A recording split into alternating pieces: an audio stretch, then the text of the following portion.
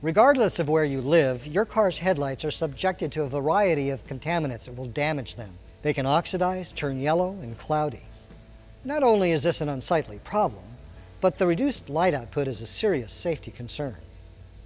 Purchasing a high-quality restoration kit can be well worth your time and money, especially when you consider that one lens may cost hundreds of dollars. After masking off the paint surfaces surrounding your headlight lens, attach the Powerball for lights to any variable speed drill. Now tighten the drill chuck and set the speed to high.